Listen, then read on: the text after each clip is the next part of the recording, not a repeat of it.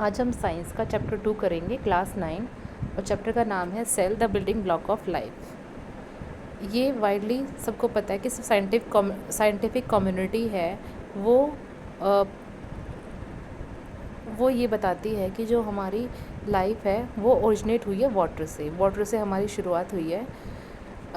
कुछ रिसर्चर्स ये भी मानते हैं कि जो लाइफ है वो ओरिजिनेट हुई है छोटे से वाटर के पूल में, जिसमें एनवायरनमेंट चेंज होता रहता है, कंडीशन चेंज होती रहती है।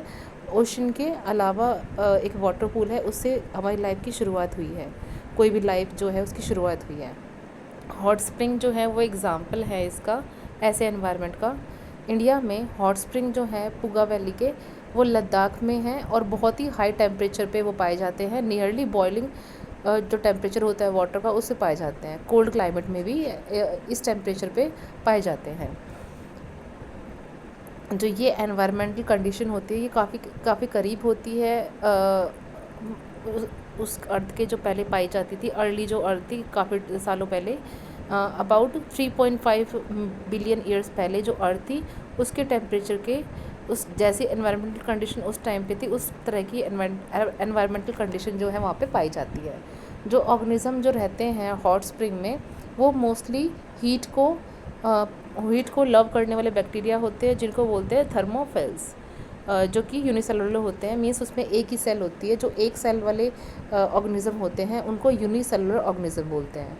साइंटिस्ट जो थे बीरबल साहनी इंस्टीट्यूट ऑफ पैलो साइंस लखनऊ, उन्होंने स्टडी किया हॉट स्प्रिंग को और ये पाया कि जो कैल्शियम कार्बोनेट है वो रैपिडली उनके आसपास होता है, उनके आसपास बन जाता है। ये जो डिपॉजिट होता है वो प्रोटेक्ट करता है ऑर्गेनिक मॉलिक्यूल्स को हार्मफुल रेडिएशन से, और जो एक्सट्रीम कंडीशन है उससे भी ये उसको बचा के रखता है। इसके अलावा ये हेल्प करता है जो प्रोटेक्टिव मेम्ब्रेन है उसको बनाने में, जो कि बैरियर होता है जो सेल को डिफाइन करता है। जितने भी लिविंग ऑर्गेनिज्म हैं वो सेल से बने हुए होते हैं। जो सेल है वो रिप्रेजेंट करता है कि बेसिक लेवल होता है जहाँ से कोई लाइफ एग्जिस्ट करती है। कुछ ऑर्गेनिज्म जैसे कि बैक्टीरिया, यीस्ट, उनके अंदर एक सेल होते हैं, इसलिए उनको यूनिसेलुलर बोलते हैं।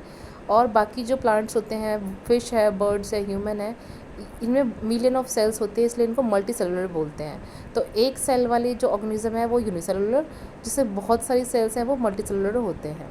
जो एक साथ इसमें सेल्स जो होती है काम करती है। जो ग्रुप होता है सिमिलर सेल्स का, वो सिमिलर फंक्शन को परफॉर्म करते हैं।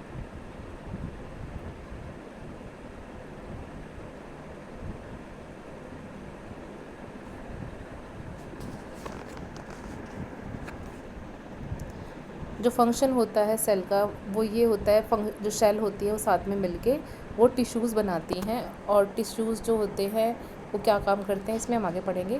जो डिफरेंट टिश्यूज़ होते हैं वो ऑर्गेनाइज्ड होते हैं और वो एक ऑर्गन बनाते हैं, और बहुत सारे जो ऑर्गन होते हैं वो एक साथ काम करके ऑर्गन सिस्टम बनाते हैं। जैसे कि नसल के पोर्स, जो नाक के हमारे छेद होते हैं, नसल कैविटी होती है, ट्रैकिया होता है, लंग्स होती हैं, ये रेस्पिरेटरी सिस्टम बनाती है मिलके।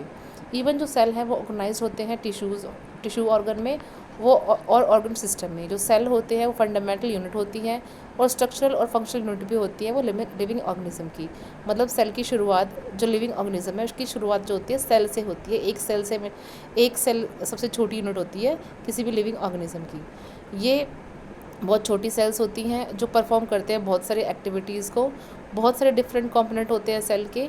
और जो सेल है हमारी बॉडी में किस तरह से कम्युनिकेट करती है एक दूसरे के साथ, सेल कैसे पूरी लाइफ जो होती है वो ज़िंदा रहती है, क्या वो कभी मरती हैं, इस चैप्टर में हम इन चीज़ को और ज़्यादा एक्सप्लोर करेंगे, ऐसे क्वेश्चंस को। और जो सेल का वर्ल्ड है उसमें हम एंटर करने जा रहे हैं। तो सबसे पहले हाउ टू स्टडी सेल्स, हम सेल को कैसे स्टडी करते हैं। जो ह्यूमन की एबिलिटी होती है आइज से देखने की, तो हम बहुत छोटी चीज़ों को नहीं देख पाते हैं। हमारी जो एबिलिटी होती है कोई भी ऑब्जेक्ट को बहुत ज़्यादा क्लोज देखने की, तो वो काफ़ी अलग अलग होती है। हम बहुत ही टाइनी, अगर छोटी सी डॉट है पेपर में बनी हुई है, हम उसको देख सकते हैं। तो जो डॉट है अगर उसके बहुत ज़्यादा और क्लोज जाएंगे तो एक पॉइंट ऐसा आएगा कि वो दिखाई नहीं देगी। अगर हम 25 सेंटीमीटर दूर से अगर देखें उसको डॉट को, तो शायद हमें वो ना दिखाई दे। ऐसे ही जो 2 पॉइंट होते हैं जो सेपरेट होते हैं 0.1 मिलीमीटर के, अगर कोई चीज़ है तो हम सिंगल पॉइंट जो है उसको हम देख सकते हैं। तो ये जो हमारा रिजोल्यूशन होता है हमारी आई का, जिससे हम 25 सेंटीमीटर से रखी हुई कोई चीज़ जो होती है उसको जब बिल्कुल क्लियरली देख पाते हैं, तो ये हमारा लिमिट होती है आई के रिजोल्यूशन की। तो जो ह्यूमन आई का रिजोल्यूशन होता है उसकी लिमिट जो होती है वो होती है 0.1 मिलीमीटर। जो सेल है वो यूजली काफ़ी छोटी होती है। और बहुत ही इम्पोर्टेंट क्वेश्चन यहाँ पे ये आता है कि जो सेल है बायोलॉजिस्ट उसको कैसे स्टडी करते हैं, उसका फंक्शन कैसे सेल का जैसे होता है, तो कि सेल बहुत छोटी होती है तो उसको कैसे स्टडी करते हैं। ह्यूमन आई का रेजोल्यूशन तो काफ़ी कम होता है, सेल उससे भी छोटी होती है, तो उसको कैसे स्टडी कर सकते हैं। तो हम ये पढ़ेंगे कन्वेक्स लेंस के बारे में। जो कन्वेक्स लेंस है वो कॉम्बिनेशन होता है लेंसेज का, जिसमें ऑब्जेक्टिव लेंस और आई पीस जो होते हैं उनको यूज़ किया जाता है मैग्नीफिकेशन ऑफ ऑब्जेक्ट को मैग्नीफाई करने के लिए, और इससे जो ऑब्जेक्टिव काफ़ी लार्ज हमें दिखाई देती है। जो रॉबर्ट हुक है वो पहला पर्सन था जिसने ऑब्जर्व किया था सेल को 1665 में एक सेल्फ डिज़ाइन माइक्रोस्कोप का यूज़ करके, और इसका मैग्नीफिकेशन 200 से लेकर 300 टाइम्स तक था इसका मैग्नीफिकेशन। जब एक थिन स्लाइस जो है कॉर्क की उसने सबसे पहले ऑब्जर्व की थी, और उसमें देखा था उसने कि छोटे छोटे स्मॉल बॉक्स की तरह से कंपार्टमेंट होते हैं, जिसको उसने नाम दिया था सेल्स। जो ये कंपार्टमेंट होते हैं कॉर्क के स्लाइस के अंदर छोटे छोटे कंपार्टमेंट, उसने सेल का नाम दिया था। स्कूल की लेबोरेटरीज़ में जो लाइट माइक्रोस्कोप होता है उसको यूज़ करते हैं जो ऑब्जेक्ट होती है उनको देखने के लिए, जो काफ़ी छोटी जो चीज़ें होती हैं उनको देखने के लिए उनको यूज़ करते हैं।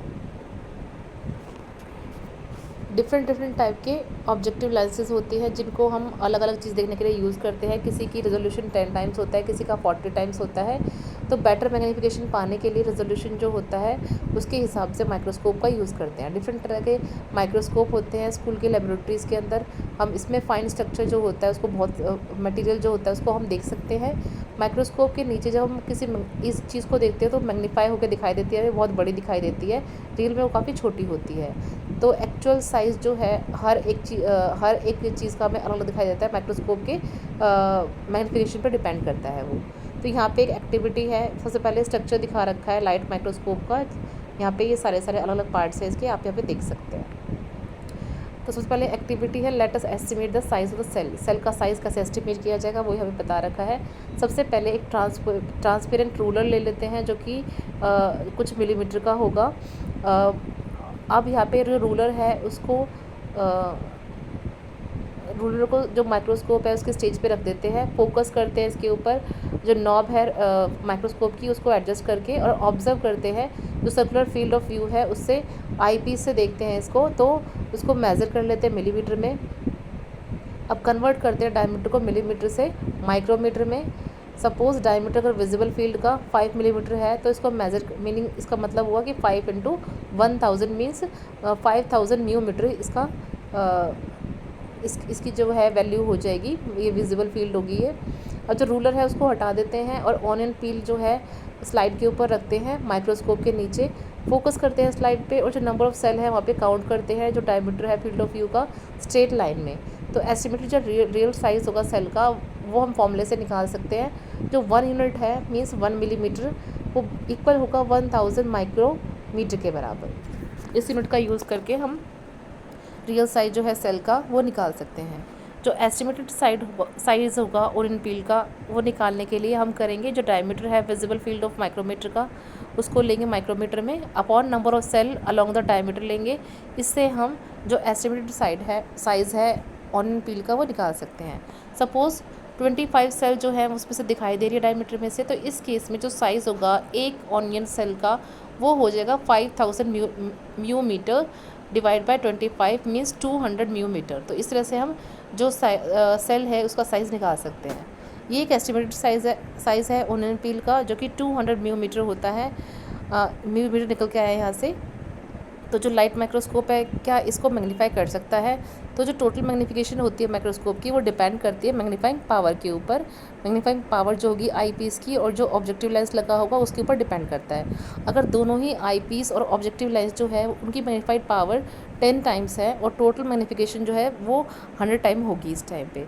इसका मतलब जो सेल है उसका एस्टिमेटेड साइज़ 200 म्यूमीटर जो है तो वो हमें 100 टाइम्स लार्जर जो है उसमें से दिखाई देगा।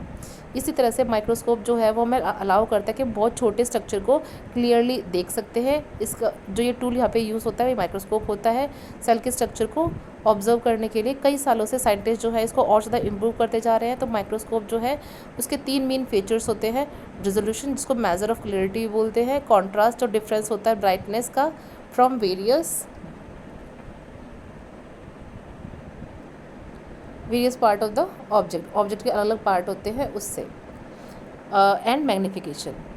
जो ये इम्प्रूवमेंट है, इससे माइक्रोस्कोप जो है पावरफुल टूल बन गया है चीज़ों को स्टडी करने का। ऐसी चीज़ें जो हम अपनी आंखों से नहीं देख सकते हैं उनको हम माइक्रोस्कोप से बहुत अच्छे से देख सकते हैं।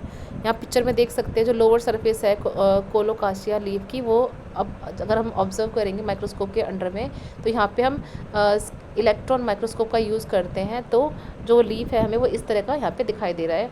अब यहाँ पे जो ये गोल गोल जी पार्ट है ये स्टोमाटा है यहाँ पे, जहाँ से लीफ जो है वो सांस लेते हैं। नंबर 2, स्ट्रक्चर ऑफ सेल का स्ट्रक्चर कैसा होता है। हमने ये पढ़ा था कि जो सेल है वो ऑर्गेनाइज्ड होते हैं एक स्पेसिफिक टिश्यू और ऑर्गन जो सेल है वो ऑर्गेनाइज्ड होते हैं एक स्पेसिफाइड टिश्यूज़ में या फिर ऑर्गन्स में, और एक साथ मिलके वो किसी स्पेसिफिक फंक्शन को परफॉर्म करते हैं। सेल जो होते हैं वो सेल है वो फंक्शन होते हैं और यूनिट की तरह से काम करते हैं ये, और ये इंटरेक्ट करते हैं दूसरे सेल्स के साथ या सराउंडिंग के साथ भी ये इंटरेक्ट करते हैं। जो ये इंटरेक्शन है वो सेल की बाउंड्री पे होता है, और सब्सटेंस जो है वो मूव कर सकता है सेल से बाहर के एनवायरनमेंट में। इसका यहाँ तक कि जो सिंगल सेल ऑर्गेनिज्म होते हैं वो भी मटेरियल को एक्सचेंज करते हैं और रिस्पॉन्ड करते हैं एनवायरनमेंट के साथ। सेल के थ्रू जो है सेल मेम्ब्रेन के थ्रू ऐसा करते हैं, इंटरेक्शन करते हैं एनवायरनमेंट के साथ। नेक्स्ट है सेल मेम्ब्रेन। सेल मेम्ब्रेन क्या होता है। जो सेल मेम्ब्रेन है ये यूनिवर्सल फीचर होती है सेल की। जो सेल मेम्ब्रेन है वो एक थिक बाउंड्री होती है जो कि सराउंडेड होती है, और एक सेल जो है वो जो सेल है उसके अंदर जो मेम्ब्रेन है वो सेल के अंदर जो भी पार्ट होता है उसको प्रोटेक्ट करके रखती है, जो भी कंटेंट उसके अंदर होते हैं। ये डिफ़ाइन करता है कि एक इंडिविजुअल सेल के अंदर एक प्लाज्मा मेम्ब्रेन होती है। जो सेल मेम्ब्रेन है वो एक सिलेक्टिवली परमेबल होती है, मीन्स छलनी की तरह से होती है। इसका मतलब जो भी सब्सटेंस उसके अंदर से जाएगा वो पास थ्रू कर जाएगा और बाकी चीज़ों को ब्लॉक भी कर देगा। जो ऑक्सीजन और कार्बन डाइऑक्साइड है वो मूव करती है मेम्ब्रेन के थ्रू एल्वियोली में, लंग में। तो जो स्ट्रक्चर होता है सेल मेम्ब्रेन का उसको एल्वियोली कंट्रोल बोलते हैं। सब्सटेंस को ये कंट्रोल करता है। ये एक्टिविटी बता रखी है। नेक्स्ट एक्सपेरिमेंट है नंबर 1। सबसे पहले जो किचन नाइफ़ है उसकी हेल्प से हम एक पोटैटो को कट करेंगे। उसके 2 पीसेस जो है रफली इक्वल साइज़ के उनको कट कर लेंगे। जो मेज़र करेंगे जो इनिशियल वेट है दोनों ही पीसेस का, एक वे बैलेंस का यूज़ करके। नंबर 3 है जो एक पोटैटो होगा उसको बीकर में डाल देंगे जिसके अंदर प्लेन वाटर होगा। जो दूसरा पोटैटो बी होगा उसको बीकर बी में डाल देंगे जिसमें 20% सॉल्ट और वाटर का सॉल्यूशन होगा। अब थोड़े टाइम तक उसको अनडिस्टर्ब छोड़ देंगे 1 घंटे तक, और उसके बाद नोटिस करेंगे कि इसमें क्या चेंज आया है। जो साइज़ है पीस का उसमें क्या चेंजेस आया है दोनों में ही। मेज़र करेंगे जो फाइनल वेट है दोनों ही केस में। जब हम कैलकुलेट करेंगे वेट को तो उनका इनिशियल और फाइनल जो वेट है उनको कैलकुलेट कर लेंगे। हम क्या ऑब्जर्व करते हैं, बीकर ए में जो पोटैटो है वो स्वेल कर जाएगा, और जो बीकर 2 है उसमें जो पोटैटो है वो श्रिंक कर जाएगा, मतलब सिकुड़ जाएगा। एक में वो सूज जाएगा, पानी उसके अंदर भर जाएगा, और जो दूसरा है उसमें जो लिक्विड है वो उसमें से बाहर निकल जाएगा, तो इसलिए वो श्रिंक कर जाएगा। तो यहाँ से हमें क्या देखने को मिला है, जो टर्म्स हैं, जो यहाँ पे वेट है, वेट में चेंजेस क्यों आए हैं, और वेट में चेंजेस आएंगे क्योंकि एक स्वेल कर जाएगा और एक श्रिंक करेगा, दोनों के वेट में चेंज होगा।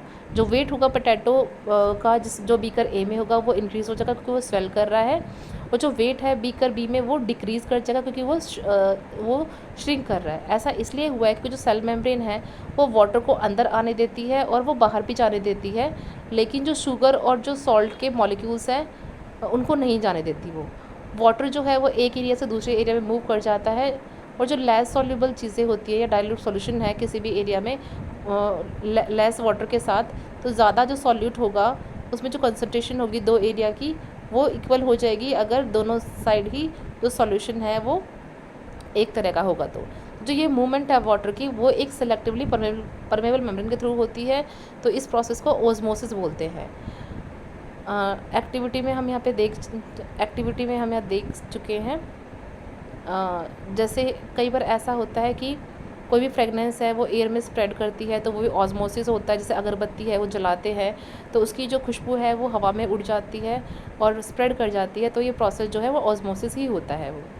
तो जो पार्टिकल है मैटर के वो इंटरमिक्स करते हैं और उनके कंसंट्रेशन में डिफरेंस होता है, उसकी वजह से वो इंटरमिक्स हो जाते हैं एक दूसरे के साथ, और जो कंसंट्रेशन ग्रेडियंट है वही इसको बोलते हैं, जो डिफरेंस होता है कंसंट्रेशन का। तो डिफ्यूज़न क्या होता है? डिफ्यूज़न एक नेट मूवमेंट होता है पार्टिकल का हायर से लोअर कंसंट्रेशन की तरफ, जो कि बिना मेम्ब्रेन के होता है। जो ओस्मोसिस जो है वो डिफ्यूज़न होता है वाटर का एक सिलेक्टिवली परमेबल मेम्ब्रेन के थ्रू। प्लांट्स और जो वाटर है वो प्लांट्स वाटर और सॉइल जो है वो एंटर करती है रूट सेल के रूट्स में। जो ये प्रोसेस यूज़ होती है इसमें, इस प्रोसेस को ऑस्मोसिस बोलते हैं। नेक्स्ट जो सेल है वो सॉल्ट में और शुगर के सॉल्यूशन में रखेंगे तो उनकी डिफरेंट कंसंट्रेशन होगी। तो किस तरह से होगी? सॉल्यूट की कंसंट्रेशन जो कि एक्स्ट्रा सेलुलर मीडियम में है वो अगर इक्वल है solute concentration of intracellular region या मीडियम, तो इसको आइसोटोनिक सॉल्यूशन बोलेंगे। आइसोटोनिक सॉल्यूशन के अंदर जो सॉल्यूट की कंसंट्रेशन है एक्स्ट्रा सेलुलर मीडियम में और जो सॉल्यूट की कंसंट्रेशन है इंट्रा सेलुलर मीडियम में, वो दोनों ही बराबर होती हैं, तो ऐसे सॉल्यूशन को आइसोटोनिक बोलते हैं। तो ये सॉल्यूशन यहाँ पे आइसोटोनिक दिखा रखा है। नंबर 2 है सॉल्यूट की कंसंट्रेशन अगर एक्स्ट्रा सेलुलर मीडियम में कम होती है और सॉल्यूट की कंसंट्रेशन इंट्रासेलुलर मीडियम में ज़्यादा होती है, तो ऐसे सॉल्यूशन को हाइपोटोनिक सॉल्यूशन बोलते हैं। यहाँ दिखा रखा है ये। और नंबर 3 अगर सॉल्यूट की कंसंट्रेशन एक्स्ट्रा सेलुलर मीडियम में ज़्यादा होती है और सॉल्यूट की कंसंट्रेशन इंट्रासेलुलर मीडियम में कम होती है, तो ऐसे सॉल्यूशन को हाइपरटोनिक सॉल्यूशन बोलते हैं। यहाँ पे दिखा रखा है ये भी। तो ये इफेक्ट है सॉल्यूशन का different concentration as a on a cell. Structurally जो सेल मेम्ब्रेन है वो काफ़ी थिन होती है, 7 से 10 नैनोमीटर तक की होती है। 1 नैनोमीटर जो है वो 0.00001 मिलीमीटर के बराबर होता है और ये लिपिड से बना होता है। जो लिपिड्स हैं वो फैट्स होते हैं और प्रोटीन से बना हुआ होता है। जो फ्लूइड मोएसिक मॉडल होता है वो एक्सप्लेन यहाँ पे कर रखा है, स्ट्रक्चर दिखा रखा है यहाँ पे। सेल मेम्ब्रेन का कैसे स्ट्रक्चर होता है यहाँ पे दिखा रखा है ये। इसमें लिपिड बाइलेयर है, वेरियस पार्ट ऑफ प्रोटीन यहाँ पे दिखा रखे हैं। जो मेम्ब्रेन है उसमें लिपिड बाइलेयर होती है, यहाँ पे देख सकते हैं आप, और फैट के मॉलिक्यूल्स भी होते हैं। यहाँ पे जो मॉलिक्यूल है वो मूव कर सकते हैं, साइड वे फ्लिप कर सकते हैं, रोटेट कर सकते हैं मेम्ब्रेन के साथ, इसलिए ये फ्लूइड कहते हैं इसे। जो प्रोटीन होता है मेम्ब्रेन में वो एक गेट कीपर के जैसे काम करता है, जो कि सब्सटेंस को उसके थ्रू पास होने देता है, जैसे छलनी में से पास होने देते हैं कोई सब्सटेंस को, इस तरह से ही। जो मॉलिक्यूल्स हैं वो अरेंज होते हैं एक टाइल के जैसे स्ट्रक्चर के अंदर, इसी को हम मॉसिक मॉडल बोलते हैं। नेक्स्ट है जितने भी लिविंग सेल हैं वो कम्युनिकेट करते हैं सराउंडिंग के साथ और उसके नेबरिंग सेल के साथ भी, सेल मेम्ब्रेन के थ्रू ही ऐसा करते हैं वो।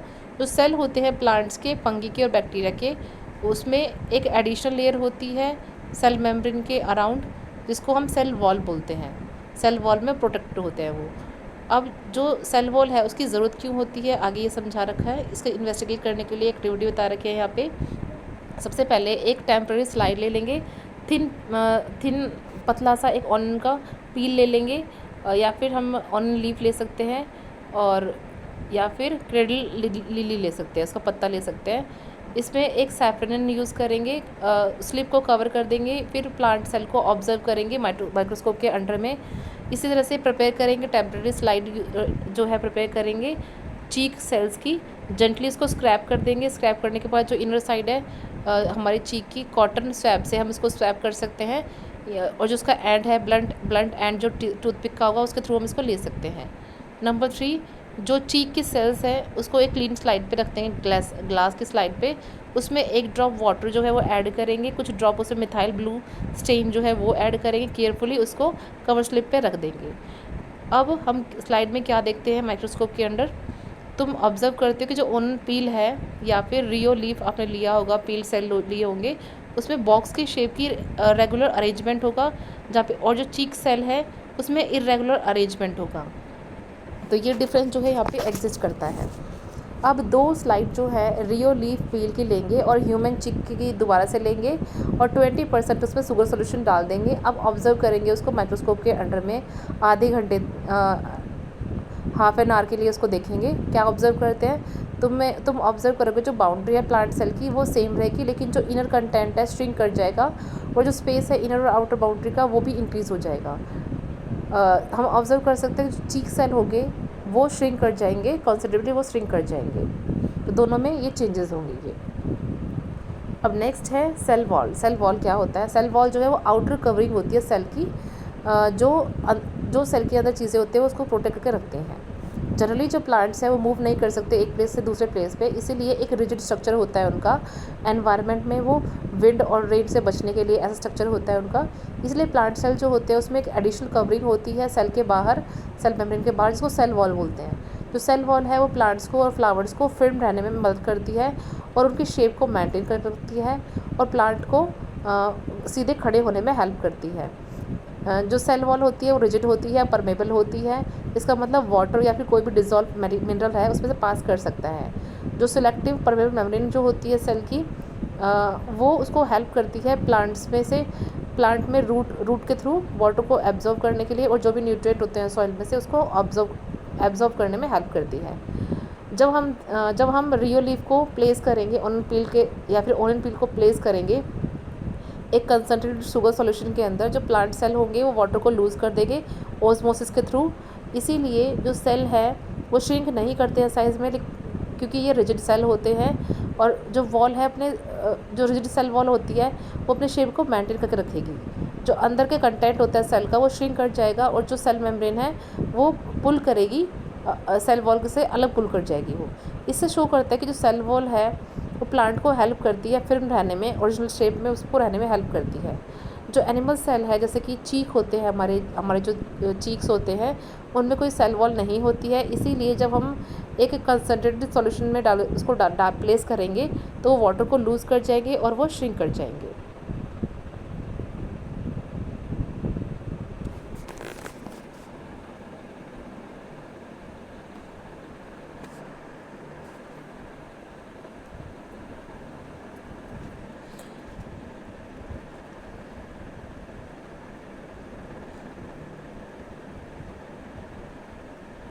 बिना रिजिड सेल वॉल के एनिमल जो होते हैं वो अपनी शेप को इजीली चेंज कर सकते हैं। इनका सेलुलर फ्लेक्सिबिलिटी जो होती है वो उसको सपोर्ट करता है, ओवरऑल मूवमेंट जो है उनका उसको सपोर्ट करता है, और जो भी एनिमल टिश्यूज़ है उनके फंक्शन को सपोर्ट करता है। जो प्लांट सेल है उसमें वो सेलुलोज से बनी हुई होती है। ये एक तरह का कार्बोहाइड्रेट होता है जो कि जिसमें बहुत सारे ग्लूकोज के यूनिट्स होते हैं जो आपस में एक दूसरे से लिंक होते हैं। सेलुलोज हमारी डाइट में रफेज की तरह से एक्ट करता है और हमारे डाइजेशन में हेल्प करता है। जब भी हम खाना खाते हैं उसमें जो रफेज होता है वो हमें डाइजेशन में हेल्प करता है। कुछ माइक्रो ऑर्गेनिज्म जो होते हैं जैसे कि फंगी हो गया, बैक्टीरिया हो गया, उनमें भी सेल वॉल होती हैं ताकि वो उनको स्ट्रक्चर का सपोर्ट मिल सके और प्रोटेक्शन जो है वो उसको मिल सके उसके सेल के अंदर। Now pause and wonder what there are some questions. Next the cell interior. Cell के अंदर क्या होता है हम ये पढ़ेंगे। कोऑर्डिनेटिंग वर्किंग स्ट्रक्चर सिस्टम के बारे में यहाँ पे पढ़ेंगे। हम पढ़ चुके हैं कि ज़्यादातर जो सेल होती है उसके 3 बेसिक पार्ट होते हैं। एक सिलेक्टिवली परमेबल मेम्ब्रेन होती है जिसको प्लाज्मा मेम्ब्रेन बोलते हैं, एक सेमी फ्लूइड होता है या फिर जेली के जैसे सब्सटेंस होता है जिसको साइटोप्लाज्म बोलते हैं, और एक प्रोमिनेंट न्यूक्लियस होता है। न्यूक्लियस में जो साइटोप्लाज्म होता है उसके अंदर बहुत सारे सब सेलुलर कॉम्पोनेंट होते हैं जिसको ऑर्गेनल्स बोलते हैं, और बहुत सारे सब्सटेंस जो होते हैं उसके अंदर प्रेजेंट होते हैं, ज़्यादातर विजिबल होते हैं, इलेक्ट्रॉन माइक्रोस्कोप में उसमें देख सकते हैं उसको। यहाँ पे डायग्राम यहाँ पे दिखा रखा है। एक टिपिकल बैक्टीरियल सेल है ये टिपिकल प्लांट सेल है और एनिमल सेल है। यहाँ पे जो डायग्राम है बैक्टीरियल सेल का, प्लांट सेल का और एनिमल सेल का हम यहाँ पे देख सकते हैं। ऑब्जर्व करेंगे डिफरेंट स्ट्रक्चर यहाँ दे रखे हैं, हर एक के ऑब्जर्वेशन में रिकॉर्ड करेंगे। टेबल 2.1 में एक बैक्टीरियल सेल के अंदर एक वेल डिफाइंड न्यूक्लियस होता है, मेम्ब्रेन बाउंडेड ऑर्गेनल होते हैं जो कि उसकी खुद की मेम्ब्रेन जो कि उसकी मेम्ब्रेन में ऑर्गेनल जो होते हैं वो उसकी मेम्ब्रेन में सराउंडेड होते हैं। इस तरह के जो सेल होते हैं उनको प्रोकैरियोटिक सेल बोलते हैं। प्रो का मतलब होता है प्रिमिटिव और करियन का मतलब होता है न्यूक्लियस। तो प्रोकैरियोटिक सेल जो होती हैं वो ज़्यादातर सेल की जो एक्टिविटी होती है वो डायरेक्टली साइटोप्लाज्म में डायरेक्टली होती हैं। और जो प्लांट और एनिमल सेल है उसमें एक वेल डिफाइंड न्यूक्लियस होता है, बहुत सारे मेम्ब्रेन बाउंड ऑर्गेनल होते हैं। जो इस तरह के सेल होते हैं उनको इक्रोटिक सेल बोलते हैं। यू का मतलब है ट्रू, कर मतलब करियन मतलब न्यूक्लियस। ज़्यादा डिटेल्स के बारे में हमें बता रखी है, टेबल में दे रखी है। यहाँ पे कंपैरिजन दिखा रखा है यहाँ पे। नेक्स्ट है कंपैरिजन प्रोकैरियोटिक और यूकैरियोटिक सेल का क्या होता है, यहाँ बता रखा है। प्रिमिटिव न्यूक्लियस की कैरेक्टरिस्टिक्स बता रखी है यहाँ पे। प्रिमिटिव न्यूक्लियस में प्रोकैरियोटिक सेल प्रेजेंट होती हैं, यूकैरियोटिक में एब्सेंट होती हैं। डायमीटर जो टिपिकल सेल का होता है वो 1 से 10 म्यूमीटर होता है और यूकैरियोटिक सेल में 10 से 100 म्यूमीटर होता है। नंबर ऑफ सेल किसी ऑर्गेनिज्म में प्रोकैरियोटिक सेल में यूनिसेलुलर होते हैं और यूकैरियोटिक सेल में यूनिसेलुलर और मल्टीसेलुलर दोनों हो सकते हैं। मेम्ब्रेन बाउंड ऑर्गेनल इसमें प्रोकैरियोटिक में एब्सेंट होता है, यूकैरियोटिक में प्रेजेंट होता है। मेम्ब्रेन बाउंड न्यूक्लियस प्रोकैरियोटिक में एब्सेंट होता है, यूकैरियोटिक में प्रेजेंट होता है।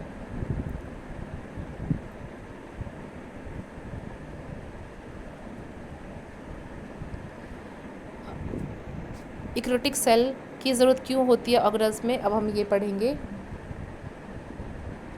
यूकैरियोटिक सेल में बहुत सारे यूकैरियोटिक सेल जो है बहुत सारे लाइफ प्रोसेस को कैरी करती है और इस पर डिफरेंट तरह के सेल ऑर्गेनल होते हैं जो कि इंडिपेंडेंट होते हैं, एक दूसरे के ऊपर इंडिपेंडेंट होते हैं। ये सेल ऑर्गेनल जो होते हैं हेल्प करता है नए मेटल को बनाने में, वेस्ट को रिमूव करने में और सेल को एनर्जी प्रोवाइड करने में। ये एक साथ काम करते हैं और जो भी फंक्शन होते हैं सेल के उनको एक साथ परफॉर्म करते हैं। दूसरे वर्ड में कह सकते हैं कि सेल जो है वो एक टाइनी लिविंग फैक्ट्री की तरह से होता है, इसमें हर एक पार्ट जो होता है वो अपना खुद का जॉब करता है। यहाँ पे हम न्यूक्लियस के बारे में पढ़ेंगे। न्यूक्लियस क्या होता है? न्यूक्लियस जो है उसको house of coded, nucleus is the house of coded instruction. मतलब जो न्यूक्लियस है वो कोडेड इंस्ट्रक्शन देता है, ये हाउस होता है सेल का। न्यूक्लियस जो होता है इसमें ये एक डबल लेयर कवरिंग होती है इसमें, जिसको न्यूक्लियर मेम्ब्रेन बोलते हैं। इसमें पोर्स होते हैं जो कि मेटल को ट्रांसफ़र होने देते हैं, न्यूक्लियस से साइटोप्लाज्म में ट्रांसफ़र होने देते हैं। जो न्यूक्लियस होता है ये एक डेंस राउंड बॉडी होती है न्यूक्लियस के अंदर, जहाँ पे राइबोसोम की जो यूनिट होती है वो यहाँ पे प्रेजेंट होती है। ये जो सब यूनिट्स होती है ये न्यूक्लियस को ये सब यूनिट जो होती हैं वो न्यूक्लियस से साइटोप्लाज्म में उसको एग्जिट कराती हैं, जहाँ पे एक लार्ज और एक स्मॉल सब यूनिट होती है जो असेंबल करके एक राइबोसोम बनाती है।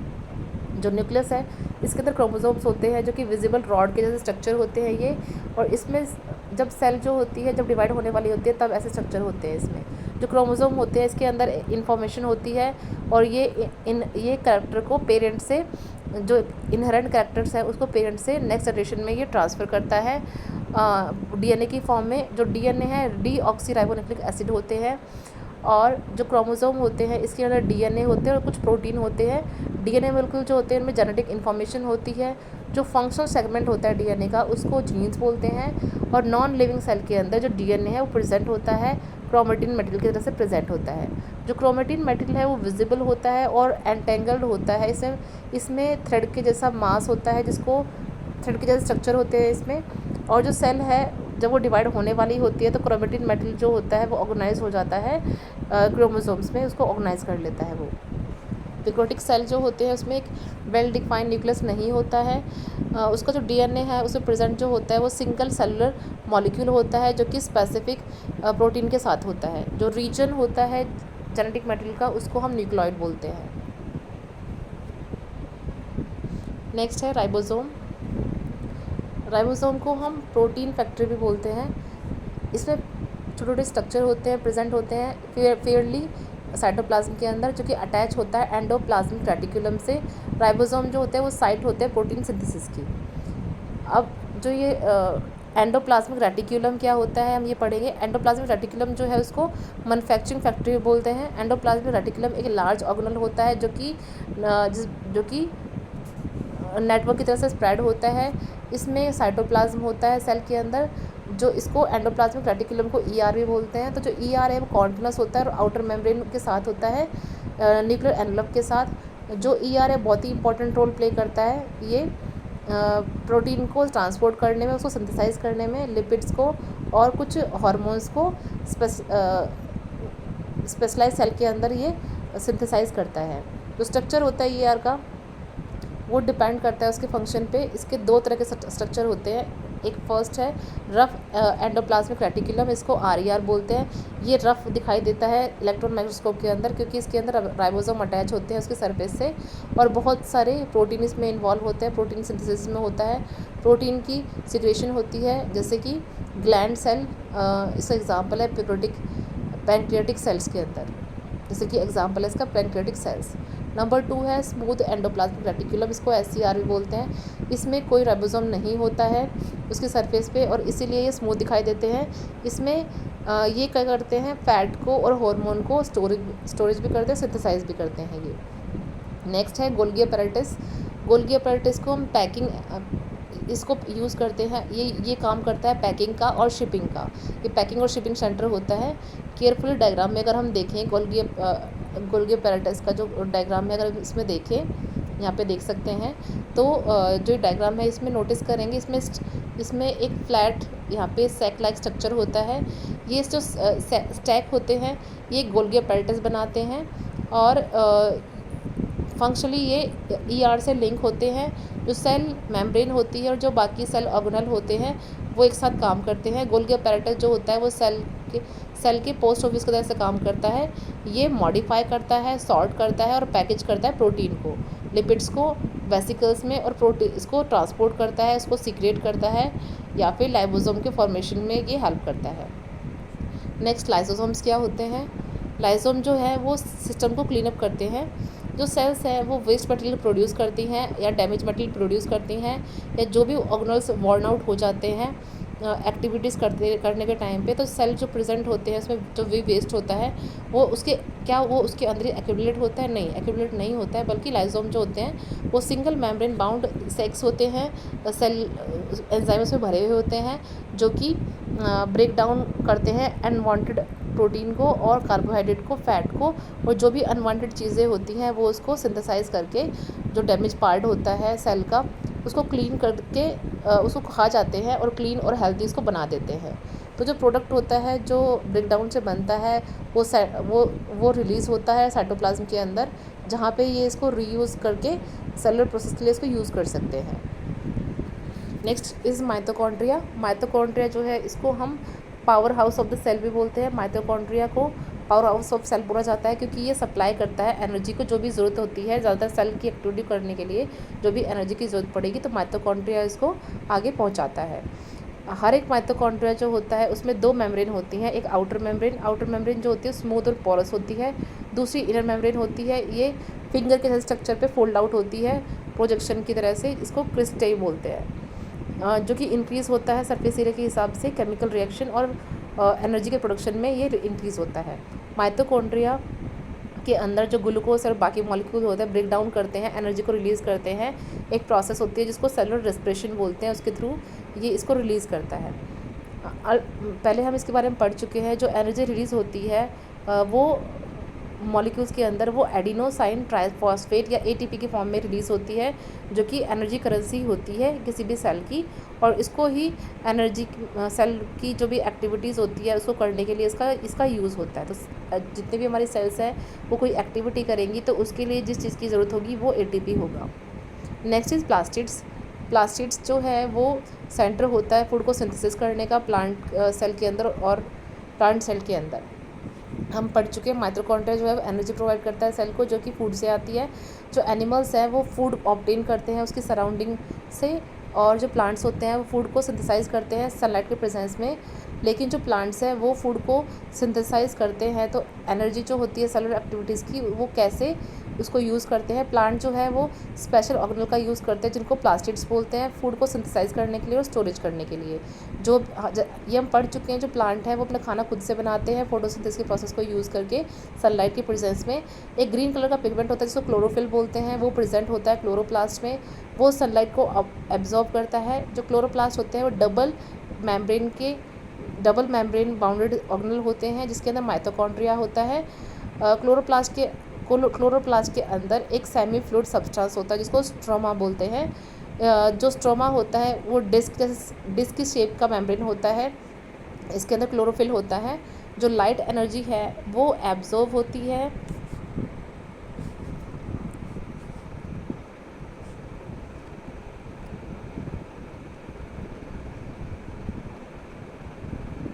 फोटोसिंथेसिस प्रोसेस के थ्रू, जो है लाइट एनर्जी जो है वो एब्जॉर्ब होती है। जो शुगर सिंथेसाइज होती है इस प्रोसेस में वो स्टोर होती है स्ट्रोमा में, और स्टार्च ग्रैनुल के साथ ये स्टोर होती हैं। माइटोकॉन्ड्रिया और प्लास्टिड जो होते हैं उनमें कुछ फीचर्स होती है जो कि सिमिलर होते हैं बैक्टीरिया की तरह से। एग्जाम्पल है, उनमें दोनों में ही खुद के डीएनए और राइबोसोम होते हैं, इसीलिए ये अपना प्रोटीन खुद से बनाते हैं। इनके कैरेक्टरिस्टिक्स ये हैं कि वो जो दोनों माइटोकॉन्ड्रिया है, प्लास्टिड है, वो एक इवोल्यूशनरी हिस्ट्री शेयर करते हैं इन सिंगल सेल्स ऑर्गेनिज्म के अंदर। क्या प्लास्टिड्स जो होते हैं प्लांट्स में, उनके अंदर कोई पिगमेंट होता है ग्रीन पिगमेंट के अलावा? तो सबसे पहले है, how do flowers, fruits and vegetable acquire varied colour. जो फ्लावर्स का, फ्रूट्स का और वेजिटेबल का अलग अलग कलर होता है वो क्यों होता है? फ्लावर्स में जो पेटल्स होते हैं और फ्रूट्स होते हैं प्लास्टिड्स में पिगमेंट कंटेन होता है जिसमें क्लोरोफिल के अलावा एक पिगमेंट कंटेन होता है। ये जो प्लास्टिड है इनको क्रोमोप्लास्ट बोलते हैं। क्रोमोप्लास्ट जो है ग्रीक वर्ड होता है, जिस क्रोमा का मतलब होता है कलर। तो ये पिगमेंट है वो येलो, ऑरेंज और रेड कलर के होते हैं। ये सोर्स होते हैं ब्राइट कलर का फ्लावर्स के अंदर, फ्रूट्स के अंदर। जो ऐसे ब्राइट कलर होते हैं वो पॉलिनेटर को अट्रैक्ट करने में हेल्प करते हैं पॉलिनेशन के टाइम पे। और फ्रूट ईटिंग एनिमल जो होते हैं वो सीड का डिस्पर्सल में भी इसमें हेल्प करते हैं। कुछ ऐसे पिगमेंट होते हैं जिसमें प्लास्टिड्स नहीं हो, कुछ प्लास्टिड लैक पिगमेंट होते हैं जो कलरलेस होते हैं, इनको हम ल्यूकोप्लास्ट बोलते हैं। ल्यूको मतलब वाइट। ल्यूकोप्लास्ट जो है फूड मेटेरियल को स्टोर करते हैं, जैसे कि स्टार्च, ऑयल और प्रोटीन को स्टोर करते हैं ये, और इसको क्लासीफाई करते हैं फूड जो स्टोर करते हैं उसके हिसाब से। कुछ ल्यूकोप्लास्ट जो होते हैं पोटैटो में और टार्को में भी होते हैं।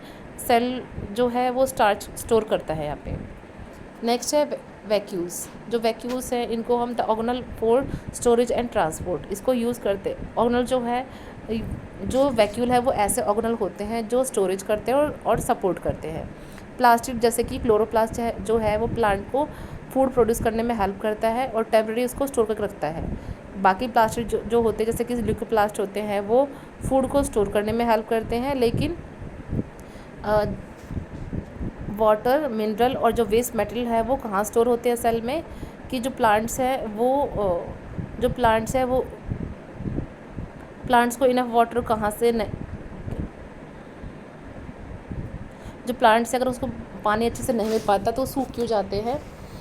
मैच्योर प्लांट सेल में एक बड़ा सेंट्रल वैक्यूल होता है जो कि एक सिंगल सिलेक्टिवली परमेबल मेम्ब्रेन से सराउंडेड होता है, उसके चारों तरफ होता है। जो वैक्यूल है उसके अंदर एक वाटरी फ्लूइड होता है जिसको सेल सैप बोलते हैं। जो वैक्यूल है वो स्टोर करता है वाटर को, मिनरल को, शुगर को और वेस्ट के मेटेरियल को। लार्ज अमाउंट में वाटर भी ये स्टोर करता है। जो वैक्यूल होते हैं वो हेल्प करते हैं प्रेशर, सेल के अंदर जो प्रेशर है उसको मेंटेन करने के लिए, जो कि प्लांट को बिल्कुल सतर्क खड़े रहने देता है, फिर खड़े रहने देता है। जब प्लांट के अंदर इनफ वाटर नहीं होता है तो जो वैक्यूल है वो वाटर को लूज़ कर देता है। जो सेल है वो फिर लेस फिल्म हो जाता है और प्लांट है वो मुरझा जाता है। एनिमल सेल में जो वैक्यूल्स होते हैं कई बार प्रेजेंट होते हैं और ये ज़्यादा बड़े नहीं होते हैं, प्लांट सेल जैसे बड़े होते हैं उस तरह बड़े नहीं होते। ये टेम्प्रेरी स्टोरेज में हेल्प करते हैं, मेटेरियल को स्टोर करने के लिए ये टेम्प्रेरी हेल्प करते हैं एनिमल सेल के अंदर।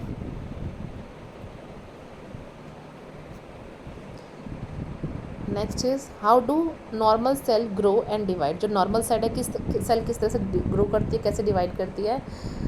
जब हम एक छोटा सा कट लगाते हैं हमारी स्किन में तो कुछ टाइम बाद ये हील कर जाता है। जब हमारे बाल गिर जाते हैं तो नए बाल आ जाते हैं। तो ऐसा क्यों होता है? ऐसा इसलिए होता है कि जो सेल जो हमारी बॉडी में होते हैं वो ग्रो करते हैं, डिवाइड करते हैं और पुराने वाले सेल्स को रिप्लेस कर देते हैं, डेड हो जाते हैं, डैमेज हो जाते हैं। तब हमारी जो बॉडी है वो ग्रो करती है। वो सिर्फ बड़ी ही नहीं होती है बल्कि जो सेल है वो ग्रो करके कुछ सर्टेन साइज़ के बाद जो ग्रोथ है दोबारा से अपने आप को डिवाइड भी करते हैं नए सेल्स में।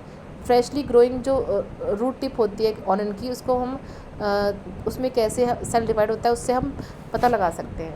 एक एक्टिविटी यहाँ दे रखी है, एक जार ले लेते हैं, उसको फिल कर लेते हैं प्लेन वाटर से।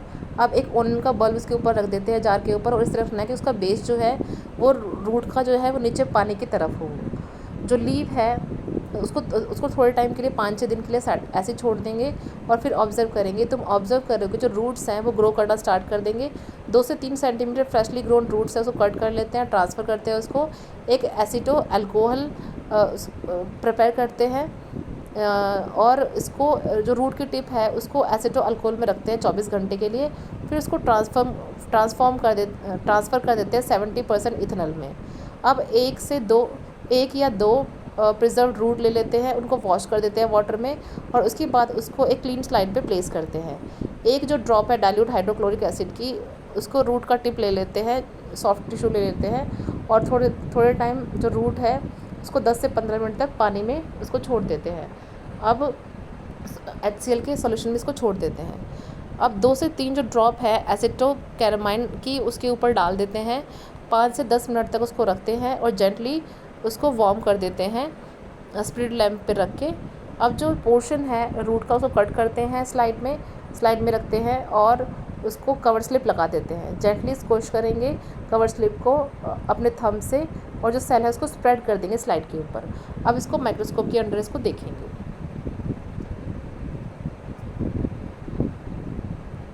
अब हमने यहाँ क्या ऑब्ज़र्व किया, क्या तुम्हें जो सेल है उसके ऑन का रूट टिप दिखाई देता है? क्या ये स्ट्रक्चर जो है वो सिमिलर है? क्या तुम कोई स्ट्रक्चरल डिफरेंस देख सकते हो? अगर हाँ तो वो क्या है? ऐसा इसलिए होता है कि स्ट्रक्चरल डिफरेंस होता है क्योंकि जो ग्रोइंग टिप है रूट का और वो डिवाइड होता है कॉन्टिन्यूसली, तो ये प्रोसेस को सेल डिवीज़न बोलते हैं। इससे वेरियस स्टेजेस होते हैं सेल डिवीज़न के। ये जो सेल है इसमें डिफरेंट स्ट्रक्चर होते हैं डिफरेंट स्टेजेस पे सेल के, और हम आइडेंटिफाई कर सकते हैं जो स्टेज होती है फर्स्ट स्टेज कैसी होती है सेल डिवीज़न के टाइम पे। हर दिन 100 या बिलियन जो सेल है हमारी बॉडी के अंदर भी वो रिप्लेस होती हैं। ऑलमोस्ट जो 1% है टोटल नंबर ऑफ़ सेल की हमारी बॉडी के, वो रिप्लेस होते रहते हैं। दोनों ही प्रोकैरियोटिक और यूकैरियोटिक सेल जो है वो डिवाइड होते हैं, लेकिन यूकैरियोटिक सेल जो है वो डिवाइड होते हैं ज़्यादा कंट्रोल्ड और ऑर्डरली मैनर में। जो ये प्रोसेस होती है इसको सेल साइकिल बोलते हैं। इसके स्टेजेस के बारे में हम आगे पढ़ेंगे फिर बाद में। तो यहाँ पे देख सकते हैं, यहाँ पे जो ये सेल दिखा रखे हैं, एक सेल है ये थोड़ा सा हल्का सा डिवाइड होने की स्टेज पे है। यहाँ पे 2 उसमें डिवाइड हो गया है और डिवाइड होने के बाद ये यहाँ पे अलग अलग हो गया है और अलग होने के बाद ये इसका लास्ट स्ट्रक्चर है डिवाइड होने के बाद सेल का। तो अलग अलग यहाँ पे देख सकते हैं कि सेल किस तरह से डिवाइड हो रहा है। तो डिवाइड होने की पूरी यहाँ पे डायग्राम में हमें यहाँ दिख जाएगा यहाँ पे माइक्रोस्कोप के अंदर। Now what is cell division? Cell division के बारे में पढ़ेंगे। सेल डिवीज़न होता क्या है? सेल डिवीज़न एक ऐसी प्रोसेस है जिसमें नए सेल बनते हैं पहले से ही सेल से। ये लिविंग ऑर्गेनिज्म को ग्रो करने में, अपने सेल्स को रिपेयर करने में हेल्प करता है जो डैमेज हो चुके होते हैं, टिश्यूज़ जो डैमेज हो चुके हैं, और दोबारा उसको रिप्रोड्यूस करने में हेल्प करता है। कुछ सेल जो होती है जैसे कि स्किन की, वो सेल जो होती है डिवाइड होती रहती है कॉन्टिन्यूसली और नए सेल जो है रिप्लेस होते रहते हैं और जो पुराने हैं वो लॉस्ट हो जाते हैं। 2 major type of cell division होते हैं, माइटोसिस एंड म्यूजोसिस। माइटोसिस बहुत इंपॉर्टेंट होता है नॉर्मल ग्रोथ, रिपेयर, मेंटेनेंस और एसेक्सुअल रिप्रोडक्शन के लिए, और माइजोसिस जो है वो बहुत ही इंपॉर्टेंट होता है सेक्सुअल रिप्रोडक्शन के लिए कुछ जेनेटिक डाइवर्सिटी में। माइटोसिस के बारे में बता रखा है, हर एक जो लिविंग बीइंग होता है इसमें एक सिंगल फर्टिलाइज एग होता है, जो कि एक सेल जो होती है वो डिवाइड करती है रिपीटेडली, एक ट्रिलियन ऑफ सेल बनाती है बॉडी के अंदर। जो सेल है वो इंक्रीज़ करते हैं, जो सेल का नंबर है वो इंक्रीज़ होता है माइटोसिस में, और बहुत ही common type of cell division होता है ये। मिटोसिस में 2 जेनेटिक आइडेंटिकल डॉटर सेल जो है प्रोड्यूस होते हैं एक पेरेंट सेल से, और हर एक न्यू सेल जो होता है उसमें सेम DNA और सेम नंबर ऑफ क्रोमोसोम होते हैं पेरेंट सेल से। ये इंश्योर करता है कि जेनेटिक इन्फॉर्मेशन है वो लार्जली मेंटेन रहे बॉडी के सेल्स के अक्रॉस। यहाँ पे देख सकते हैं, यहाँ पे एक सेल से 2 सेल यहाँ पे बन गए हैं, तो ये माइटोसिस प्रोसेस यहाँ पे दिखा रखी है। नेक्स्ट है मीजोसिस। मीजोसिस एक टाइप ऑफ सेल डिवीज़न है जो कि प्रोड्यूस करता है गेमेट्स को, और इसमें एक जो सेल है रिप्रोडक्टिव ऑर्गन उसके थ्रू ये होता है। गेमेट जो है प्रोड्यूस करते हैं सेक्सुअल रिप्रोडक्शन में। इसमें एक वेरिएशन और डाइवर्सिटी जो है वो प्रोड्यूस होती है लिविंग सेल्स के अंदर। इसीलिए जो चिल्ड्रन जो होते हैं पेरेंट्स से रिजेंबल करते हैं, और मोस्टली एग्जैक्टली सेम नहीं होते हैं पर वो रिजेंबल करते हैं। एनिमल में, ह्यूमन में भी ऐसा ही होता है। माइटोसिस जो होता है वो करता है सेल्स के अंदर। जो टेस्टिस होते हैं मेल्स में वो स्पर्म प्रोड्यूस करते हैं, जो ओवरीज होती है फीमेल में वो एग्स प्रोड्यूस करते हैं। प्लांट्स में मीजोसिस अकर होता है एंथर्स में जो मेल पार्ट होता है। ये पोलन ग्रेन पोलन ग्रेन बनाता है, जो कि बाद में प्रोड्यूस करता है स्पर्म सेल को। और जो ओवेरीज होती है, फीमेल पार्ट जो होता है प्लांट का, वो प्रोड्यूस करती है एग सेल जो होती है वो प्रोड्यूस करती है। माइटोसिस में जो पेरेंट सेल है वो डिवाइड करते हैं 2 बार, और जो एक के बाद एक जो है प्रोड्यूस होते हैं एक 4 डॉटर सेल बनाने के लिए। फर्स्ट डिवीज़न में जो सेल है वो डिवाइड होती है 2 डॉटर सेल में, और जो नंबर ऑफ क्रोमोसोम होते हैं हर एक डॉटर सेल में वो रिड्यूस होते जाते हैं, आधे रिड्यूस हो जाते हैं। सेकंड डिवीज़न जो होती है वो माइटोसिस की तरह से ही होती है, जहाँ पे हर एक डॉटर सेल जो होती है वो डिवाइड होके 2 सेल्स बनाती है, और जो 4 सेल होते हैं, 4 डॉटर सेल जो होती है वो half of number of chromosome में चेंज हो जाती है। इसी तरह से हर एक गेमेट जो होता है उसमें हाफ नंबर ऑफ डीएनए, उसको कंपेयर कर सकते हैं पेरेंट सेल से। फर्टिलाइजेशन के टाइम पे जब गेमेट जो होते हैं 2 इंडिविजुअल कंबाइन होते हैं तो ओरिजिनल क्रोमोसोम का नंबर रिस्टोर हो जाता है। ये हम आगे चैप्टर 11 में डिटेल में इसको पढ़ेंगे इसके बारे में। नेक्स्ट जो प्रोसेस होती है माइटोसिस और मिजोसिस की, वो मोस्टली अकर करती है, प्रॉपरली कंट्रोल्ड होती है वो। अगर माइटोसिस होता है, मिटोसिस होता है, तो प्रॉपरली क्या होता है, अगर माइटोसिस और मिटोसिस अच्छे से ना हो, अगर कोई भी एरर होती है इस प्रोसेस में, तो इससे बहुत सारी प्रॉब्लम आती है बॉडी ऑर्गेनिज्म की बॉडी में। जो एरर होते हैं माइटोसिस में, इससे अनकंट्रोल सेल डिवीज़न होता है, जिससे कि tumours, abnormal number of chromosome जो होते हैं बॉडी में बन जाते हैं। अगर एरर होता है मिजोसिस में, तो इससे जेनेटिक डिसऑर्डर प्रोड्यूस होते हैं, जिससे डेवलपमेंट में प्रॉब्लम आती हैं, और बहुत सारे फीचर जो होते हैं वो भी अलग हो जाते हैं। जो फैकल्टी है मियोसिस की, वो भी अर्ली प्रेगनेंसी या फिर अर्ली प्रेगनेंसी लॉस भी इसमें हो सकता है, या फर्टिलिटी जो है वो भी रिड्यूस हो सकती है।